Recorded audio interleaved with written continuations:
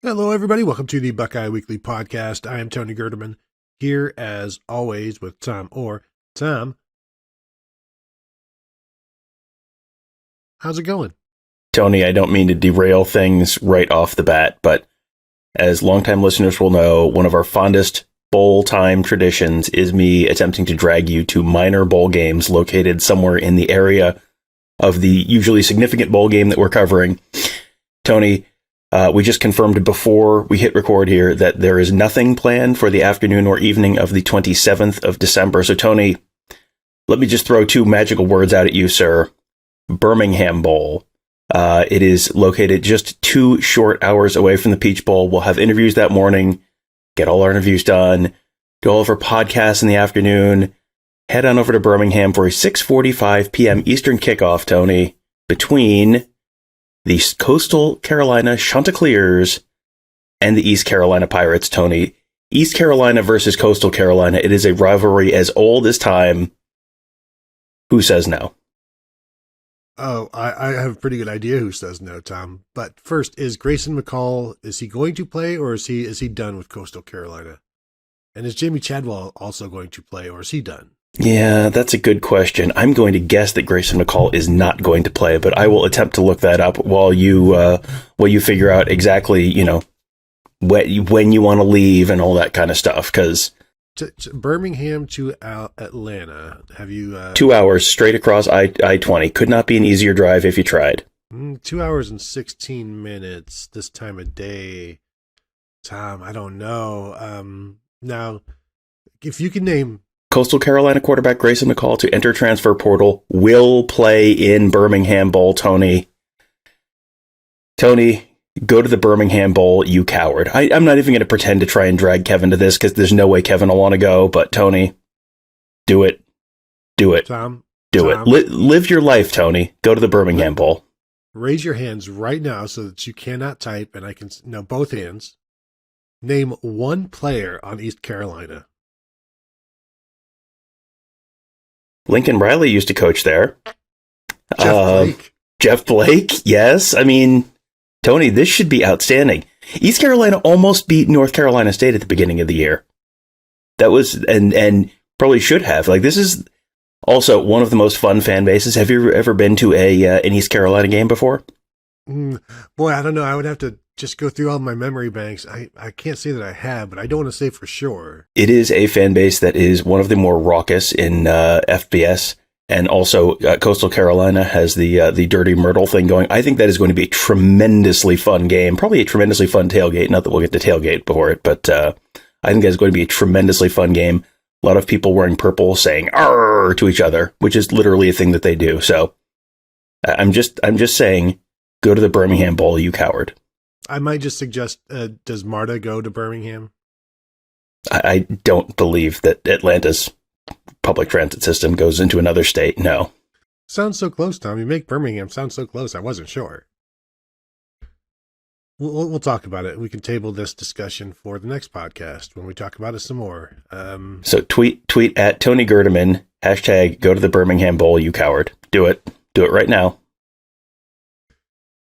And yes, if that hashtag gets 1 million tweets, I will still not go to the Birmingham Bowl, but we'll see. We'll see. I mean, you make a great point. East Carolina, Coastal Carolina, both technically East Carolinas, if you ask me. Yeah. I mean, of all the Carolinas, those are definitely two of them. So the two easternmost, I would argue. In fact, the irony here, Tom, Coastal Carolina probably further east than East Carolina. I don't know if that's true, but you can't get further east than the coast. Unless you're Maritime Carolina. I don't mean to further derail this, but the coast does kind of go in. So this is one of those things where it's like Las Vegas is further west than San Diego or something. Anyway, Tony, that's not what we're here to talk about. We're here to because I don't think I'm going to be able to talk you into it because you don't actually like college football, which is fine. I'm not here to judge, but it's fine. We are here to talk about Jeremiah Smith, who is a guy who likes college football and is probably going to be pretty good at college football. And Tony, where's he going to play his college football? Well, he is committed to play his college football at Ohio State. Top receiver in the 2024 class out of Florida. Another one for Brian Hartline, I believe his 19th 5-star receiver commit. That's not true, but there's been a lot. And sometimes they don't always stay 5-star. Like Caleb Burton was at one point like the number 1 or number 2 receiver when he committed. Ends up ranked in like the 120s or something like that. But a 6'3", 185 pounds. Tom, you remember how I called Jamison Williams Ted Ginn Jr.? I do remember that, yes. I think Jeremiah Smith, he looks like Marvin Harrison Jr. And we've seen some highlights of him.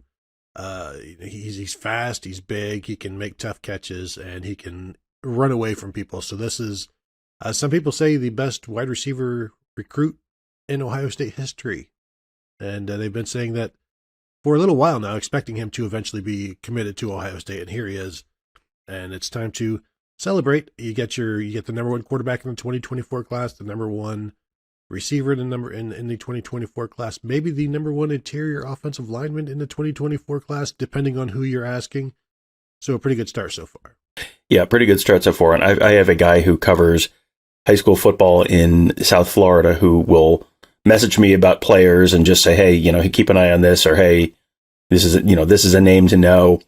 And he's been on me about Jeremiah Smith since, I don't know if Jeremiah Smith was playing like, Pop Warner football or Pee Wee football or flag football in about 2nd grade, but it's been like, I feel like I've been hearing about Jeremiah Smith for about 5 years from this guy. So yes, Jeremiah Smith, a player some people are very excited about, and the ratings are sort of bearing that out. And, this is one where, Brian Hartline has the track record of taking this type of player and developing this type of player into a guy who plays exactly 3 years of college football and then goes and does spectacular stuff on Sundays and gets to go stand on a stage with Roger Goodell. So, yeah, it does feel like at a time when a lot of stuff has felt like it has not been going great for Ohio State football, the Brian Hartline wide receiver 5-star assembly line just kind of keeps on cranking on.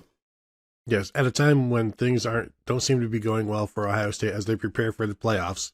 But you're exactly right. I mean, the mood around the fan base, although it's better than the mood around the Miami fan base. I saw some stuff on Twitter from Miami fans about losing another South Florida guy to Ohio State and receivers specifically, and they do not care for Brian Hartline. Let's just say that. But they would love to have him. That is the one twist there.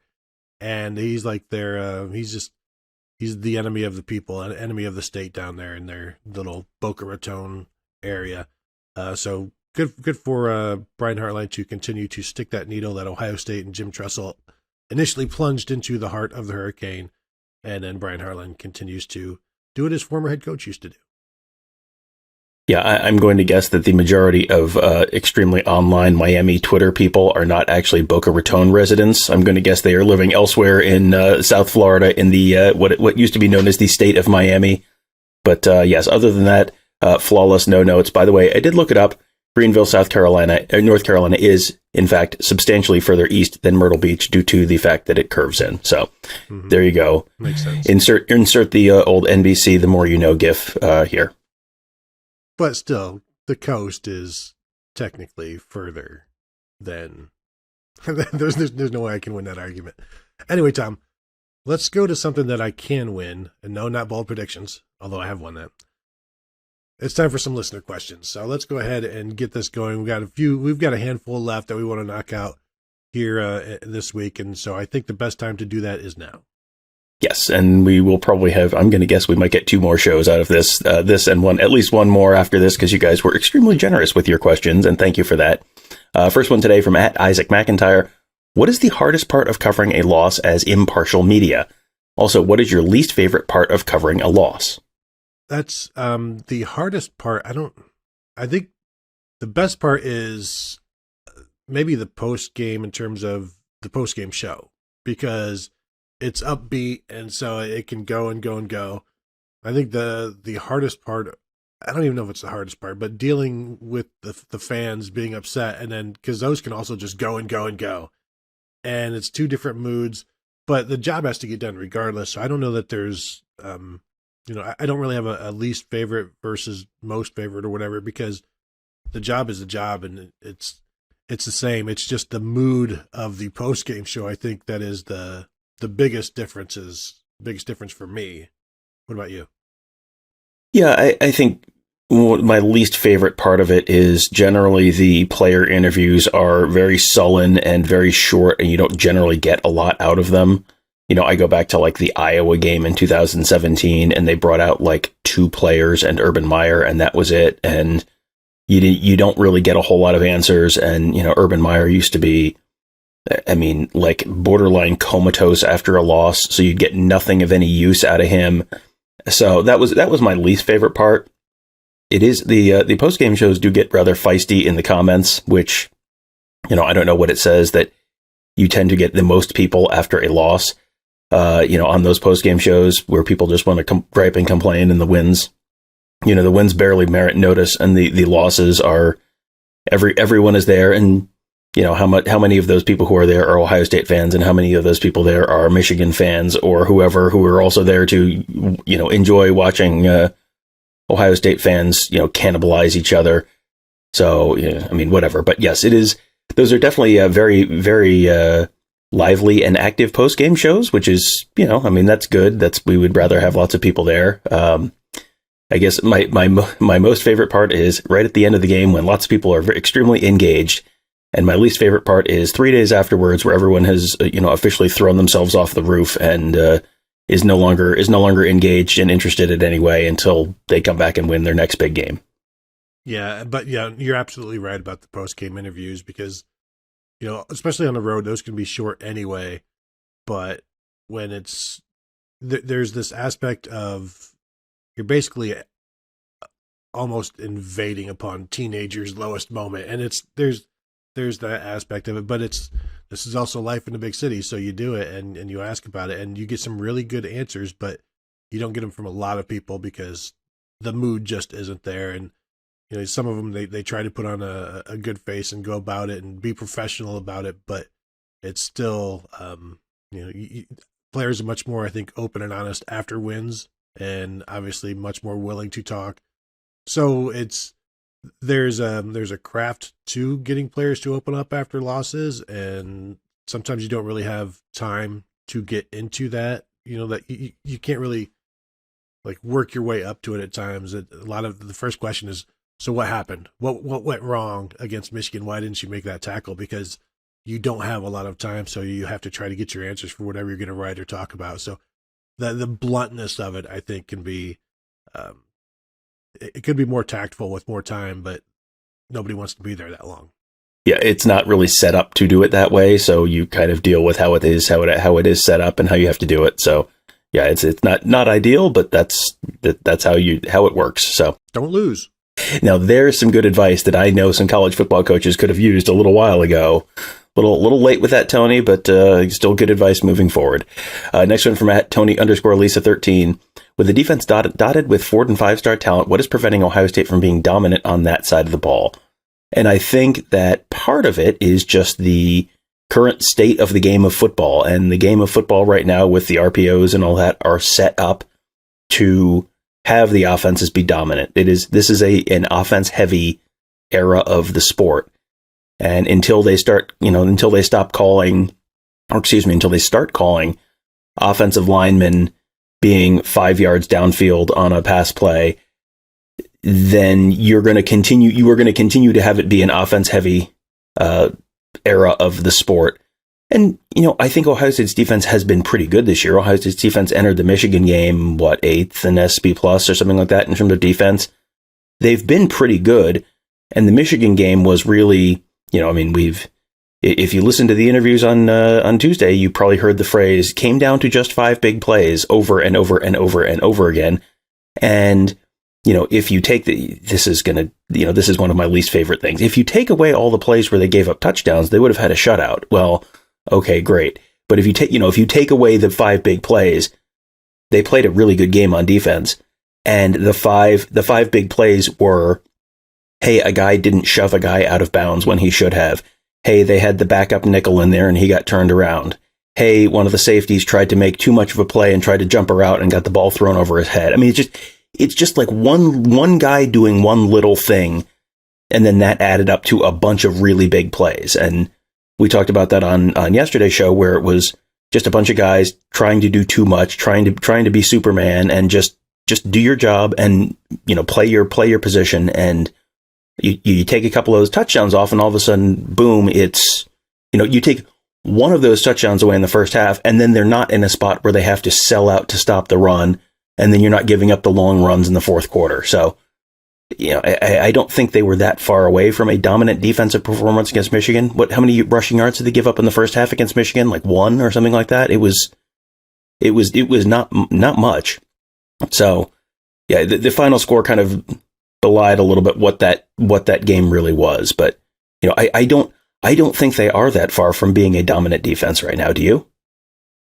No, I think recruiting would help. And to speak to that point and the way they stopped the run in that first half, if you look up the makeup of Ohio State's defense, they've got 4 defensive linemen on this team that are former 5-star guys, 3 defensive ends and JT Tuimoloau, Zach Harrison, and Jack Sawyer, and a defensive tackle, Teron Vincent. The back 7, your former 5-stars are Palaie Naoteote, who I don't think that really counts, CJ Hicks, and Sonny Styles. So it's like, where is that level of talent for the back 7? And if it was the back 7 that kind of gave up those big plays against Michigan, and I think increasing that talent will obviously, of course, that makes sense, that would help. But like the different levels of talent that they have not been able to get, where they'll lead for guys like this time of year is when Ohio State, man, they've got a shot at all 10 of the top 10 guys. They're talking to all of them, and they've got connections to all of them. Eventually those connections go away, and other teams and other programs come in, and defensively they haven't recruited the same way they have at quarterback, same way they have at receiver. Obviously it's like they're recruiting as well as anybody at those 2 positions, better than anybody at those 2 positions. So I'm not expecting them to recruit that way at safety or linebacker, but the differences I think are stark. And I think maybe Taraji Mitchell was a 5-star with rivals, and again, how did that that hasn't played out as well as the defensive line has. Yeah, and there's no question where they have been most dominant in recruiting over the last few years on defense. It's been the defensive line. It's like, where have they been most dominant in recruiting on offense? It's been quarterback and wide receiver. So, yeah, that definitely is a part of that. And, how different would this team be if they had just kept Clark Phillips in that 2020 class? You have that one more corner who's turned into a really elite corner. He was committed to Ohio State right until the end, and then Jeff Hafley left, and he flipped to Utah, and he's turned into an all-conference, if not all-American player there. And, you could add Jordan Battle to some of the recent teams. Can they flip Caleb Downs this year? That would be a really big deal. Tony Grimes from who went to North Carolina, if you could, they were right in on him for a long time. There's just a lot of near misses in that secondary, and where have they had the issues this year? It's been the secondary. So yeah, the recruiting, the almost but not quites in recruiting are, when they all come at the same basic position groups, that's definitely a problem as well. Next one from @BennyTheJet2017. What do you think the running back room looks like on August 23rd? That's a full room. I think we should just assume Chip Trayanum stays at running back at this point. If you're not going to get anybody in recruiting this year, assume he stays there. What are the chances? What are the odds that they keep both Travion Henderson and Mayan Williams? Is it? I don't even know if it's 75% for each. Is that 50% for both? Is that what that math works out to? So, I think obviously Dallin Hayden. There are rumors about Tennessee or whatever. I don't expect that to pan out, but you get Evan Pryor back, which I think a lot of people forget about, and that's going to be huge because he's a guy that they thought would be their number 3 guy, and not just number 3 in terms of running the clock out at the end, like a guy that they would get involved, especially with imagine if he was healthy this year, what he would have been able to do with Mayan Williams and Travion Henderson being out. Well, you've got Dallin Hayden rushing for over 500 yards. That's Evan Pryor, and that's probably them having more faith in Evan Pryor and him playing against Michigan. Like, he could have 700-800 yards rushing this year if he was down, if he was healthy. And so having him back, you could have another year next year where you've got 4 guys with 500 or 600 yards rushing. But I think they, I want to say they all come back, but am I going to be shocked if they lose 2 of those guys? Not really. I mean, Mayan Williams, at this point, he is what he is. Does he go to the NFL because he is what he is? I think they want to see him stay healthy for an entire season. I think that would help him. But is that going to make him a first or second rounder? No. So it's like, do you go now and cash in? But also, these guys can cash in school. So that is another thing that you have to think about. Like, they can stay, and a starting running back at Ohio State is going to make more than a 5th round running back in college for a year. Right. And, if you're a 5th round running back going into the NFL, you're not guaranteed to make the team. And then if you get cut, then you get just a small percentage of your deal, because a lot of those are not, fully guaranteed. Fifth round guys are not getting fully guaranteed multi-million-dollar contracts. So, yeah, I think this is a little like how I never pick a college football team to go undefeated, because you add up the odds of the 75% kind of games or 80% kind of games, and eventually you're well over one expected loss. I feel like I'm expecting them to lose someone. I think I'm with you there that Trainum stays at running back, but between Mayan Williams, Travion Henderson, Evan Pryor, Chip Trainum, Dallin Hayden, that's 5 running backs, and that's 5 now veteran running backs. So I think whether it's the NFL draft or someone transferring, I don't think they're going to have all 5 of those guys back week 1 next year. Now, I don't know that any of them are more than 50-50 to transfer. So like any individual guy, I would not necessarily predict to leave, but I think just odds are, the way numbers work, someone, 1 to 2 of those guys, I would be more surprised if 0 of those guys left than 2 of those guys left. I think it's very unlikely that you're going to have all 5 of those guys, but I don't know that any individual one of them is more likely to leave than not. Next one, from at Riverfront76. What was the deal with Dallin in the Michigan game? And Tony Ryan Day addressed this sort of earlier in the week. Well, he did. He said it was a flow of the game issue, and that Tony Alford just decides who gets to play when, and so that was Tony Alford's call. Just the position coaches decide when their players go in, and that's the way it's always been.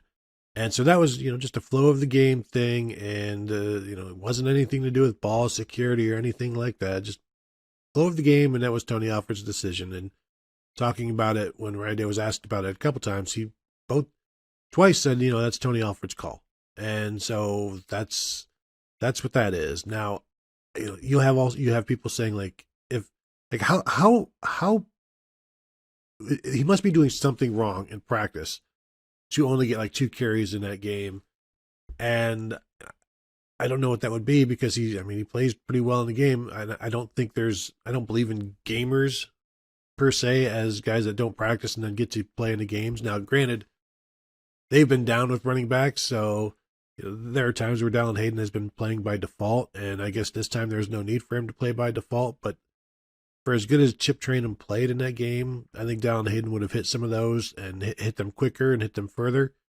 But that was the deal according to Ryan Day. So if you want to believe what Ryan Day said, just a flow of the game thing, no big deal. Just Tony Alford thought Chip Trainum would be the guy there.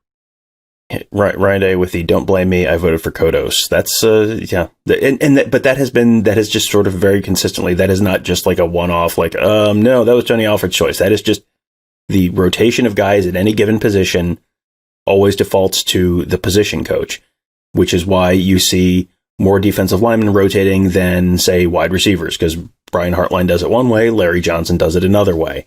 So that is all true, and I wonder if for the Maryland game the week before, Chip Trainum was out. He did not play that game. Dallin Hayden had 27 carries for 143 yards and 3 touchdowns, something like that. I wonder if Chip Trainum was healthy, would Chip Trainum have gotten all of those carries against Maryland? Because he it feels like either one of two things happened. Either something happened in practice the week between Maryland and Michigan where Chip Trayanum jumped Dallin Hayden on the depth chart, or Chip Trayanum would have been ahead of Dallin Hayden on the depth chart if everyone was sort of healthy the week before at Maryland. Like, one of those two things has to be true. And it doesn't feel like, from what they've said, it wasn't, Ryan Day was more or less specifically asked, like, was he fumbling a bunch in practice that week? And he said no. So I would assume that Chip Trayanum was ahead of Dallin Hayden on the depth chart the week before. I guess and just the fact that he wasn't healthy, the fact that Mayan Williams wasn't healthy, the fact that Travion Henderson couldn't really get anything going, then Dallin Hayden, who was the fourth guy on the depth chart, gets a chance to play and looked great in that game. Even if that was the case, I'm still kind of surprised that you didn't mix him in there a little bit more in the Michigan game. Well, they would have also had to have continued to run the ball to get a second guy in there. And that was one of the things that Ryan Day did not do. Just, I think, 9 carries in the second half. I do wonder, will we talk to Tony Alford at the bowl game? I don't know that we will. So would the next time we talk to him, if we don't talk to him in the bowl game, would it be the spring, sometime in the spring? And will that be the next time somebody can ask him, hey, what was with Dallin Hayden in the Michigan game?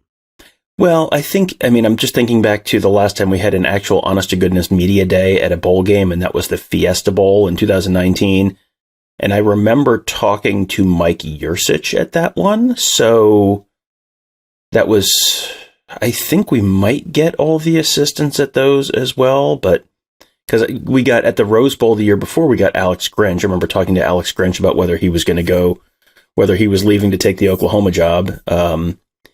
He wasn't sure, Tony. He didn't want to talk about it. How did that go? I don't know. Who's to say?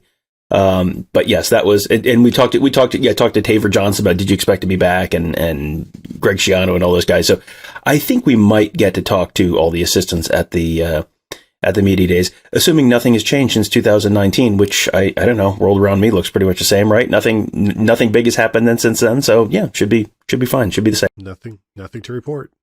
All right. Next one from Dawson David _. Who plays the most next year out of Caden Curry, CJ Hicks, and Sonny Styles? And does Kye Stokes see any significant time next year? To me, I feel like the answer is Sonny Styles, because there are going to be safety spots open, and he needs to be on the field somewhere. And I honestly don't even know what position exactly he's going to play. And it might just be like, yeah, we're just going to have an inventive word. It's like, you are playing our new trebuchet position. What is it? Like, it's kind of like a kind of hybrid safety linebacker, defensive end, whatever. It's just like, yeah, go fling yourself or fling something heavy at the guy with the ball. And that's why we call it the trebuchet. And now that's Sonny Styles' position. I think he's going to have the most snaps next year. CJ Hicks, Steel Chambers is coming back. Tommy Eichenberg is apparently going to make a decision at some point after the season ends. So, maybe one of those linebacker positions is open. Maybe it isn't. And then Caden Curry, I'm assuming you've got another year of Larry Johnson. And if you have another year of Larry Johnson, you have another year of rotation at the defensive line. So, he's going to be behind or with JT Tuimoloau out at one of those defensive end, positions. Probably he's probably going to play that strong side position. So, I think the smart bet is that Sonny Styles plays the most snaps of those three guys next year. But if Tommy Eichenberg leaves, maybe my answer changes on that. Well, yeah, and if Tommy Eichenberg leaves, can CJ Hicks and Steel Chambers play together, or does that just automatically become Cody Simon's job? Because Cody Simon played well in his opportunities this year, and I don't know that are Steel Chambers, either one of Steel Chambers or CJ Hicks, big enough to handle that. Even though I think Tommy Eichenberg is only listed at like 235, so we're talking 5 or 8 pounds difference, and is that really going to be that much of an issue? And I also remember that same conversation when Chris Worley was moved from Sam to Mike. It won't be an issue. It became an issue, and eventually Tuff Borland took over that job. But the Caden Curry, I expect him to be the number 3 defensive end, so he'll be rotating with Jack Sawyer and JT Tuimoloau, so he'll play a lot. But Sonny Styles is. I see Lathan Ransom moving to free safety, and because Ronnie Hickman has said he's gone, so that would leave that strong safety, boundary safety for Sonny Styles perhaps, but also Jim Knowles has talked about him being this secret weapon, and so yeah, that trebuchet, however you want to use it, I think that's a situation where sometimes he's this, sometimes he's that, and that's what keeps him on the field. And sometimes he's on the field now in like heavy packages as one of these extra safety / linebackers. And I still think there's room for Kye Stokes as well. Look at how many safeties have played this year. I think there's still room for Kye Stokes, even if if Sonny Styles is playing closer to the line, then Kye Stokes comes in because he's going to be that third safety who, at this point, you could probably rely more on Kye Stokes or have more expectations for Kye Stokes than you can Court Williams. Is that fair? I mean, every year we've talked about Court Williams, and every year he has not been able to stay healthy. So at this point, it's one of these where, well, he's due now, but it's also he's never been able to stay healthy. So which of those wins out? And I think you have to assume that the health just isn't there, and Kye Stokes has not really had that same issue. And we saw what Kye Stokes did in the spring. People wanted him to start after that, and so I think we shouldn't forget about him just yet.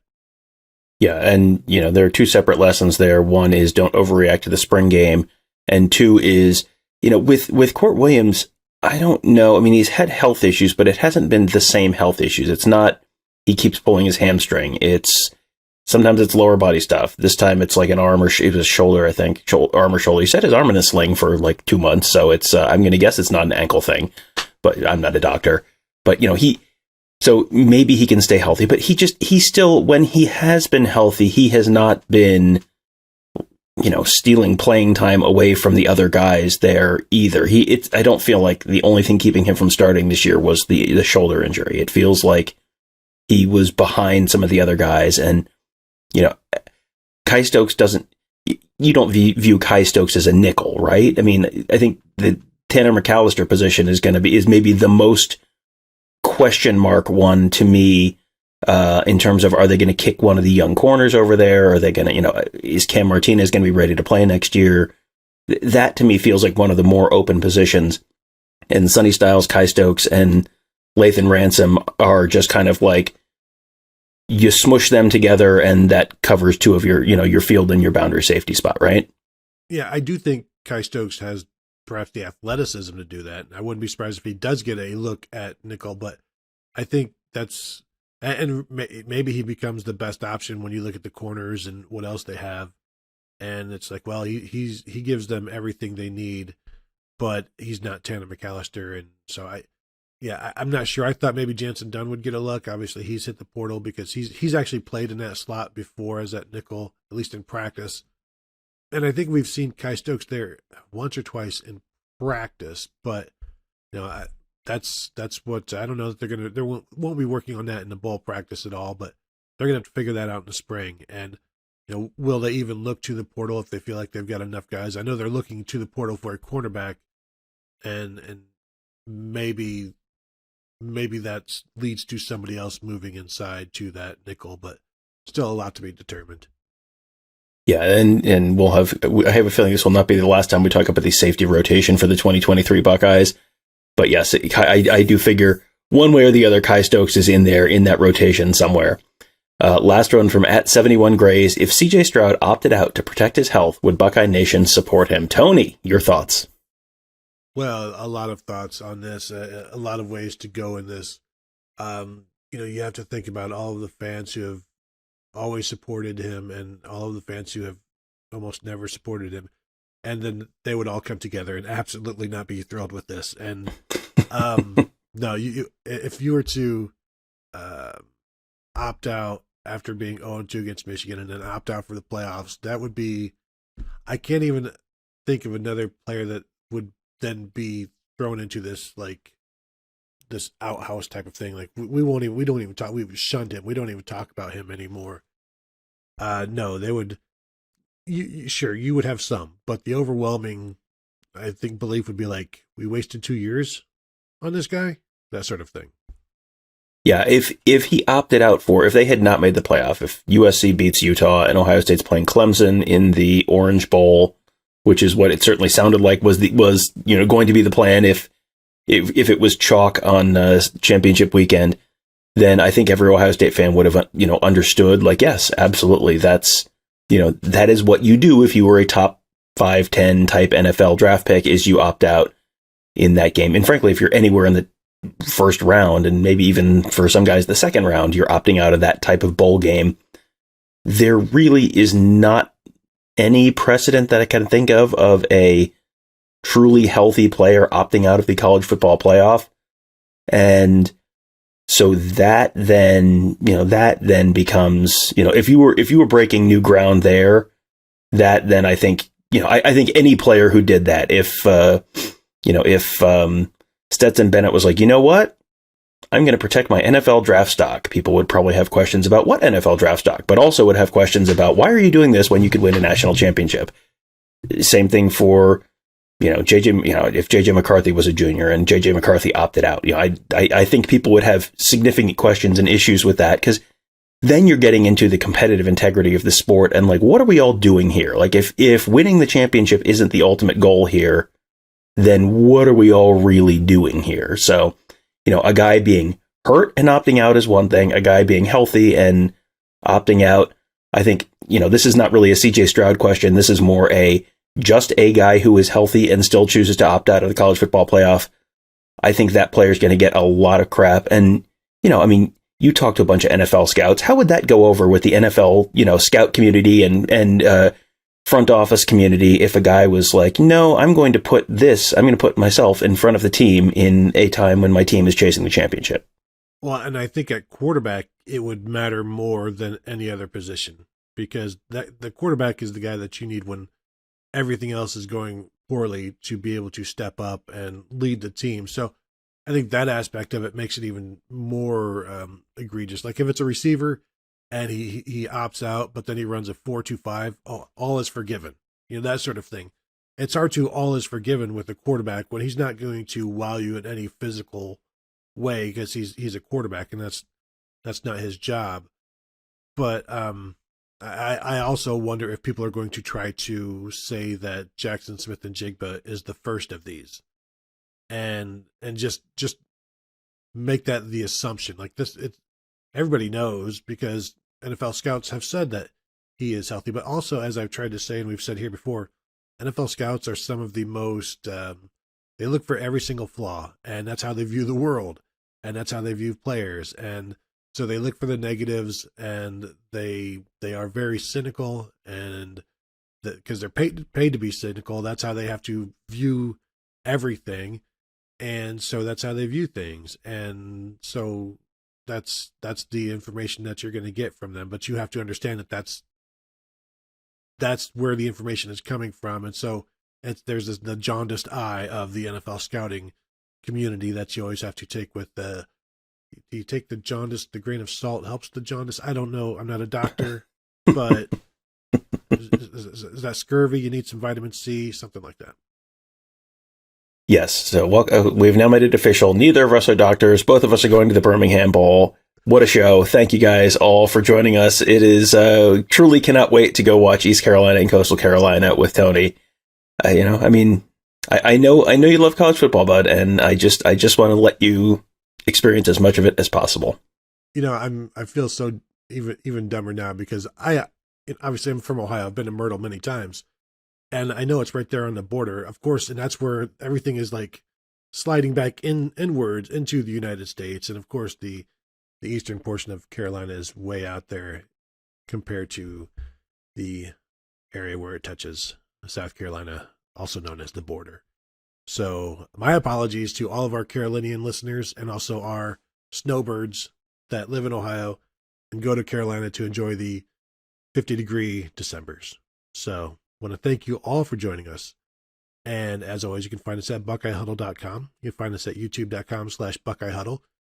Also, if you would like to subscribe to our new YouTube channel, the Buckeye Huddle's newest YouTube channel, it's the CFB Playbook. We have big plans there, so you can find that, I believe, at YouTube.com at CFB Playbook, at sign in there as well.